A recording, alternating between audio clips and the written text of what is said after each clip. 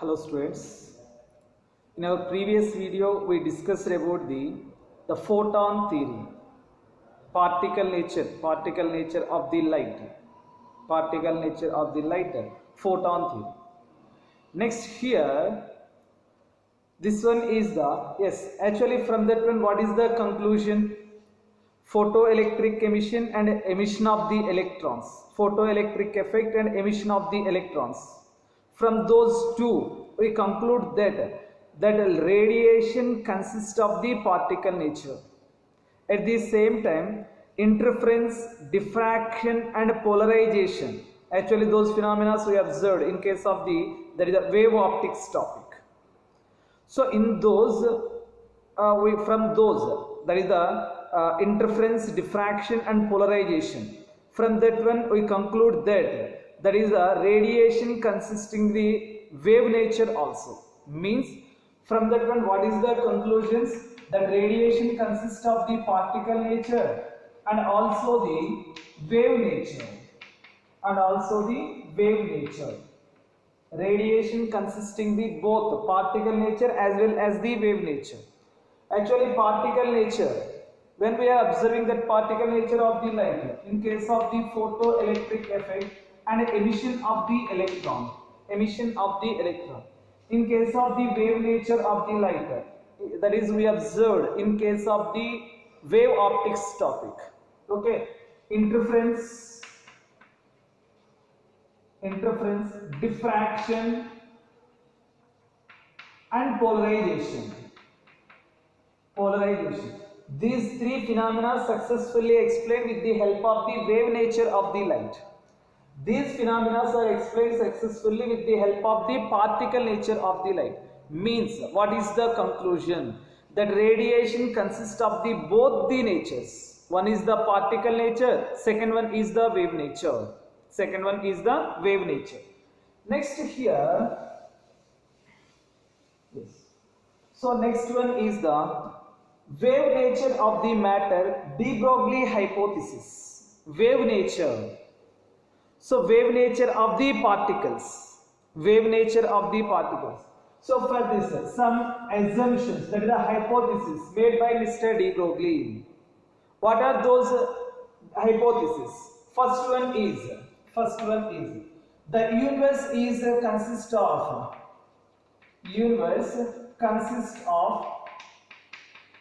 consists of radiation and matter. The universe consisting the radiation and matter. The second one is nature loves symmetry.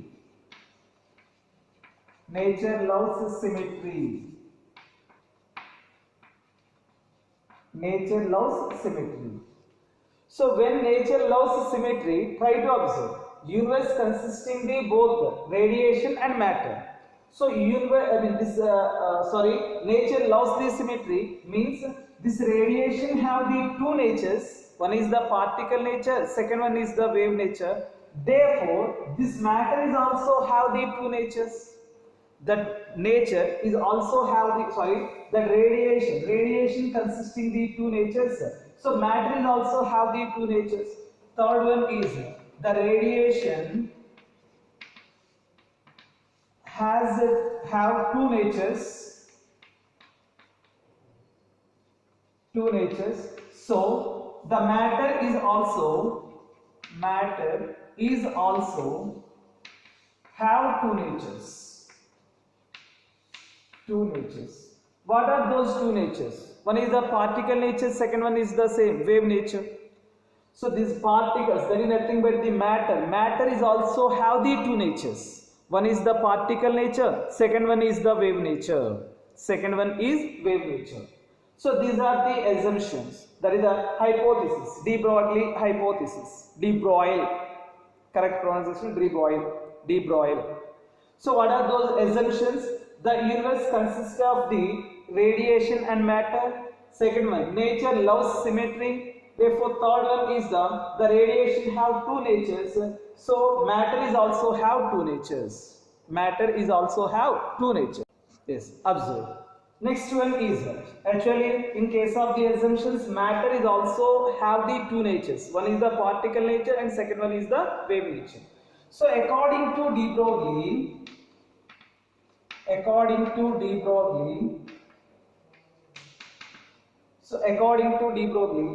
the particles, those are nothing but like electron, proton, neutron, all these are also have the two natures. One is the particle nature, second one is the wave nature. According to de Broglie, the particles like electron, proton, neutron and some particles, those are also have the two natures. One is the particle nature, second one is the wave nature. Already this is the particle. This is behaves like the wave. These particles are behaves like the wave. So the waves associated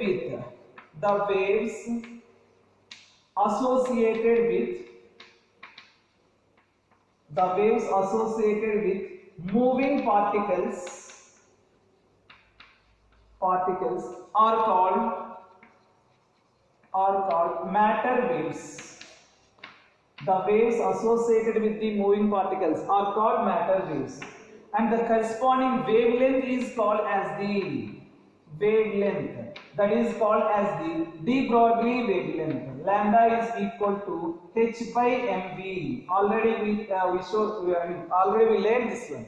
In case of the that is the properties of the photon.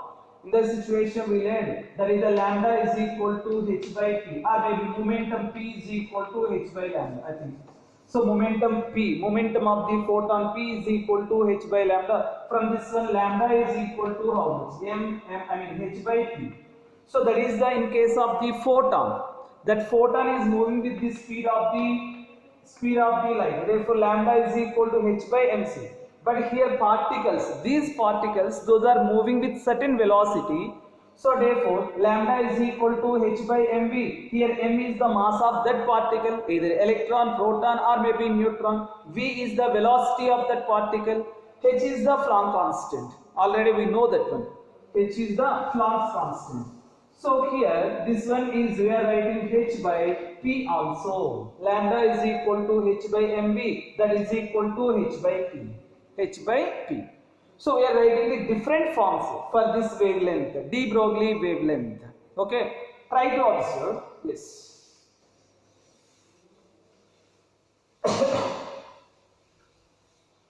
De Broglie wavelength. De Broglie wavelength. Lambda is equal to h by mv. That is equal to h by p. So in case momentum in terms of the kinetic energy is equal to how much? In mechanics part already we learned that is nothing but the p square by 2m. So maybe observe this one. Kinetic energy is equal to half mv square. Multiply and divide with the m. So therefore m square v square by 2m. But p is equal to how much? mv. Therefore, this is nothing but the p square by 2m. Kinetic energy is equal to p square by 2m. From this one, p square is equal to 2m into kinetic energy. That implies p is equal to square root of 2m into kinetic energy. 2m into kinetic energy. So here this one is equal to h by square root of 2m into kinetic energy. 2m into kinetic energy. In terms of the potential, so actually in case of the stopping potential situation, we learned that is the half mv square total kinetic energy is converted into the potential energy. So half mv square, this is nothing but the kinetic energy. So substitute this one here, but here we are taking the particle. What about the charge? We don't know. That is either electron or maybe proton or maybe alpha particle. So that's why we are taking charge is equal to q. So therefore that is equal to h by square root of 2m into q into v naught. 2m into q into v naught. V naught. That v naught is nothing but the stopping potential. Potential difference. Stopping potential. Okay, so here all these are for the particles, they have the wavelength. What is that wavelength? This one is the wavelength. Okay, so observe, for electron right now charge is equal to how much? That is nothing but the 1.6 into 10 to the power minus 19 coulombs. In this situation, observe this equation. H is the Planck constant, that is the one constant. M is nothing but the mass of the electron. Q is the charge of the electron. Charge of the electron is equal to how much? 1.6 into 10 to the power minus 19. What about the H value? 6.625 into 10 to the power minus 34. Minus 34. Mass of the electron is equal to 9.1 into 10 to the power minus 31 kgs. So if you substitute all those values, we are getting, that is the wavelength for the electron is equal to square root of 150 by V naught angstrom units. Square root of 150 by V naught angstrom units. Or maybe this one is the 12.27 by square root of V naught angstrom units. Wavelength is equal to this one. Wavelength is equal to this one. Okay, so next, in case of the proton, yes, observe this one. For electron, lambda, that is the, all are the known values. H is the constant, M is the mass of the electron, Q is the charge of the electron, V naught is the potential difference. So for the electron, we know the mass of the electron and charge of the electron and H value, Planck constant. Substitute that one, we are getting the value, that is the square root of 150 by V naught angstrom units. Square root of 150, that is nearly equal to 12.27 electron volts by square root of V naught. In case of the proton, so in case of the proton, mass is changed, charge may be same. What is the charge of the electron? Same, but mass is the different. In that situation, in case of the proton, that is the lambda is equal to wavelength lambda is equal to 0.286 by square root of V naught angstrom units. For the neutron, observe, neutrons are the chargeless particles. So that's why we represent that one in terms of the kinetic energy. So here charge term does not exist. So H is the constant, Planck constant, M is the mass of the neutron. So substitute that one, we are getting 0.286 by square root of kinetic energy angstrom units. In case for the deuterium, so lambda is equal to 0.202 by square root of kinetic energy. Here these two are represented in terms of the potential, these two are represented in terms of the kinetic energy. In case if the particle, that is like neutron, is thermal equilibrium at the temperature, that is the absolute temperature T. Neutron, that is thermal equilibrium, that is at the absolute temperature capital T. In that situation, kinetic energy is equal to 3 by 2 kT. Here K means Boltzmann constant. K is the Boltzmann constant. T is the absolute temperature. Therefore, in that situation, wavelength lambda is equal to H by square root of 2m into kinetic energy. Kinetic energy is equal to how much? 3 by 2 kT.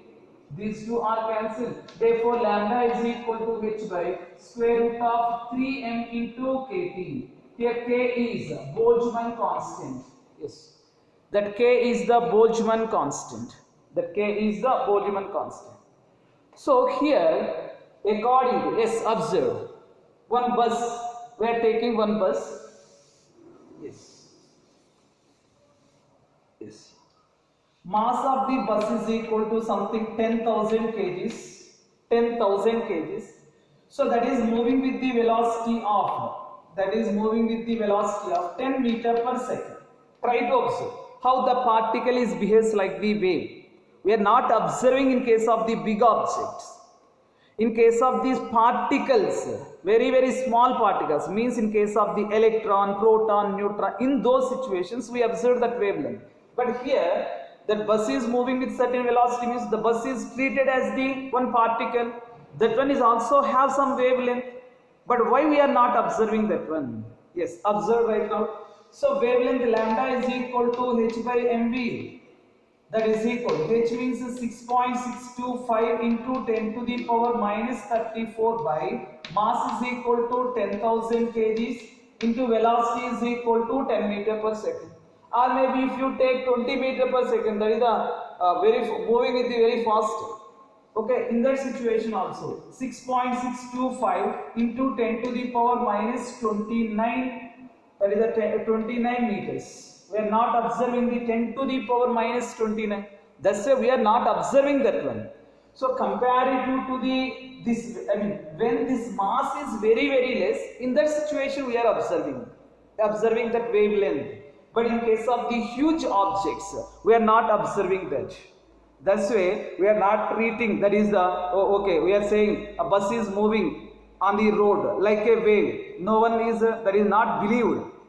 But practically that one have some wavelength. What is that wavelength? This is the wavelength. This is the wavelength. Okay, try to observe. Yes, next one. Yes, next one is the, what is the experimental proof for the particle, experimental proof for the wave nature of the particles. Wave nature of the particles. So the wave nature of the experimental proof is given by Mr. Davison and Germer. Mr. Davison and Germer. The experimental setup, this is the experimental setup of the Davison and Germer experiment. How that is? First of all, how we are studying that one? Why we are studying means this is the proof for the wave nature of the particles. This is the proof for the wave nature of the particles. Wave nature of experimental, evidence, wave nature of particle. So that is the Davison and Germer experiment. So here they prove that wave nature of the particles. Particles are behaves like the waves. So this is the proof for the particle nature, that is the wave nature of the particles. Wave nature of the particles. Yes, right. Observe here. This is the experimental setup. Experimental setup. Here this one is the tungsten filament. Tungsten filament. Tungsten filament. So here this one is coated with the barium oxide. That tungsten filament is coated with the barium oxide. Why? Because here this is connected to the low tension battery. When this is connected to the low tension battery, so when current is passing through that tungsten filament, the resistance of the tungsten is more. Due to that, more amount of the heat energy is liberated. So when heat energy is liberated in that situation from the barium, actually this barium oxide, I have separated that one. But here this is coated on the tungsten filament. When tungsten is heated, then electrons are emitted from the barium oxide. Barium oxide. So that is nothing but the thermionic emission of the electrons. What is the three processes? One is the thermionic emission, second one is the field emission, and third one is the photoelectric emission. Photoelectric emission. This is the due to the heat energy, electrons are liberated. So therefore that is nothing but the thermionic emission. So this filament is connected to the low tension battery, nearly 6 volts battery or maybe 12 volts battery, low tension battery. Low potential, low tension is low potential battery. So next one, here electrons are emitted from this barium oxide, that is nothing but the thermal electrons. Due to the heat energy, electrons are emitted. Those electrons we are calling the thermal electron. Field electrons means due to the field, electric field. Photoelectric electrons due to the light is incident on the photoelectric metal. Okay, these are the thermal electrons. These thermal electrons are moving in all directions, but we want the beam of the electrons. How we get the beam of the electrons? Yes, observe here. This is a cylindrical drum. This one consists of a narrow hole. So when the potential with respect to these electrons, Here if you are giving the positive potential to this, positive potential to this cylindrical drum, all the electrons are that is attracted by that drum and those are passing through this narrow hole and we are getting a beam of electrons here. This is a high tension battery variable. That voltage it changes. That voltage value is something 20 volts, 30 volts, 40 volts, 50 volts. The voltage is changing by using this potential divider. Okay, try to observe. Here this one is the beam of the electrons. This beam of electrons incident on the nickel crystal. That beam of electrons is incident on the nickel crystal and those are scattered from the surface and those are moving and these electrons are detected or collected by the detector. So this is the mobile detector. This is the mobile detector. So here this one consists of, right, this one also consisting the one galvanometer to detect the, yes, that one electrons are approaches that detector or not. How we observe? We are observing the deflections in that galvanometer. Try to observe here. So for the different values of the accelerating voltages, when voltage is increases, those electrons are accelerated towards the cylindrical drum. So that's why we are calling that is the accelerated potential or accelerated voltage. When this voltage changes, then what happened? So in that situation, for different values of the phi, we are getting the different values of the number of the electrons detected by the detector. Number of electrons detected by that detector. Here, how many number of the electrons are detected by this detector? So how we measure that one? By observing the deflections in the galvanometer only. Observe deflections in the galvanometer. Okay, right. Here, when that voltage value is changes, for different values of the potential, different values of the scattering angles, we are drawing the graph in between the intensity, means number of the electrons, and for the values of the, what is that? Yes. Here that is nothing but the different values of the scattering angles. Okay, number of the electrons. Here the graph is, we are calling the radial graph. Okay, what is that? Observe here. For different values of the potentials, for different values of the different values of the scattering angles. Different values of the potentials means here this value, voltage value is changes. In that situation, for different values of the phi values, here two are the changes. Try to observe. This potential is changes at the something. This one is the something 40 volts. Yes, 44. Generally, we observe the more deflections in case of the 44 to 68 volts. In case this 44 volts is applied here, in that situation, scattering angle is equal to 10 degrees. Then how many number of the electrons approaches the detector? Phi is equal to 20. How many number of the electrons are detected? Phi is equal to 30. In that situation, for different values of the V and phi, we are drawing the graph here. In case of this one, this is we are calling the radial graph. Here this is the phi. This is the phi.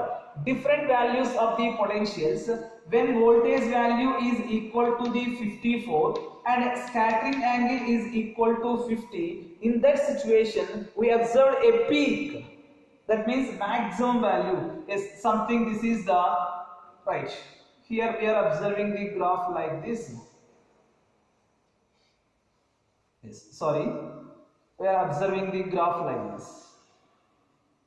So here at this situation, here phi is equal to this value, angle is equal to 50 degrees. When the voltage is equal to 54 volts, we are observing a peak.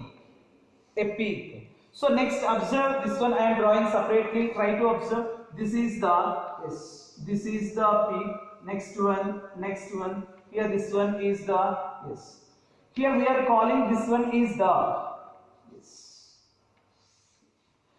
This one is we are calling the maxima. This is we are calling the CM, central maxima. In case of the in case of the diffraction topic, we observe this one. So this is the central maxima. In case of the central maxima, so that is the peak. Next one, from this one, this is the minima, first minima and the second minima. Yes, observe. This is the first minima in both sides, and again these are the first maxima. This is the central maxima. This is the first minima and second first minima. This is the first maxima. Here is also same. These two are the first minimas. These two are the first maximas. Middle one is the central maximum. This is we are observing in case of the diffraction phenomena. So here is also we are getting the graph like this, means those particles are also have the wave nature. Those electrons, charged particle, that is nothing but the electron here. Electrons are also have the wave nature. This is a perfect proof. Yes, here theoretically also we will observe when this voltage is equal to, right? When this voltage is equal to 54 and phi is equal to 50, in the situation wavelength lambda is equal to, this is nothing but the square root of 150 by 54 volts angstrom. That is, this value is nearly equal to 1.65 angstroms. 1.65 angstrom. This is experimentally. So I will give you more clarity on that. So we know that in case of the de Broglie wavelength, Braggs equation. In chemistry also you learn that. Braggs equation, N lambda is equal to 2d sin theta. Here what is theta? This is not d phi. That is not d phi. Yes, try to observe. Here nickel crystal we are taking. This is the nickel crystal. Here separation between the two layers of the nickel crystal, that is the D is equal to 0.91 angstrom units. 0.91 angstrom units. That's why here we are taking the nickel. That value we know that. Atomic distance we know that. Distance, interatomic distance. How much is what is the distance between the first layer and second layer? We know that. The value is equal to D is equal to 0.91 angstrom units. So here try to observe, this is the incident light ray, and from here onwards there is a reflected like this. So total this angle is equal to phi. This is the incident and that one is come out. So means total angle is equal to phi. Therefore this one is equal to phi by 2 and this part is also equal to phi by 2. Here angle, this one is the theta. So angle, what is theta here? Angle in between the incident beam of the electrons and the surface of the nickel crystal. Here this angle is equal to theta.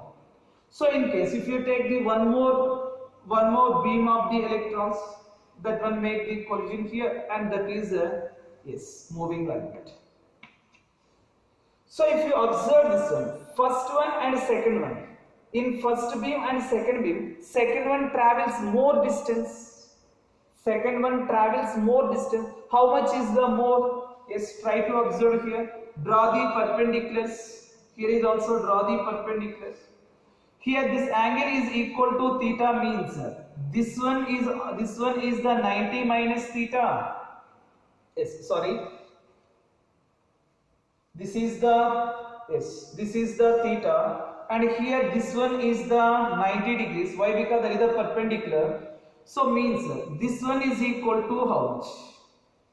That is also equal to theta. Why? Because here try to observe this total angle is equal to 90 degrees. This total. This is the perpendicular. This line and this line. These two are perpendicular to each other. Here this angle is equal to theta means this is the 90 minus theta and therefore this one is equal to theta. So when this is equal to theta, interatomic separation is equal to D. D is divided into the horizontal and vertical components. Here something, this is the A, B, C. So AB is equal to how much? AB is equal to D into sin theta. At the same time, BC is also equal to how much? BC is also D into sin theta. Therefore, comparative to the first beam, second one travels more distance. How much is the more? That is the D sin theta plus D sin theta. This is the D sin theta and this one is also D sin theta. Therefore, more distance traveled by that beam, second beam, is the 2D into sin theta. 2D into sin theta. In case of the interference, we are observing in case of the interference. So when path difference is equal to the n lambda, then we are getting the maximum intensity. Here is also we are getting at some places at a particular value of the angle and at a particular value of the potential. In that situation, we observe the maxima, that is nothing but the peak. So their intensity is maximum. Intensity is maximum means number of the electrons is more. At that particular place, the intensity of the beam is more, means more number of the electrons we are observing at that particular values. So here, this one is the 2D sin theta, that is equal to n lambda. Why n lambda? That is in case of the interference. So in case of the constructive interference, path difference must and should equal to the n lambda. You remember right now. So in case of the wave optics topic, we will learn that one. So 2D sin theta is equal to n lambda. Here n is the order of the maxima. Order of the maximum. Here experimentally, what is the value of the wavelength we get? 1.65 angstrom units. This is the experimental. Right now we are discussing the theoretical.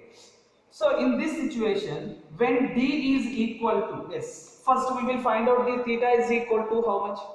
Try to observe. Here this angle is equal to 5 by 2, and this is equal to theta. This one is equal to theta.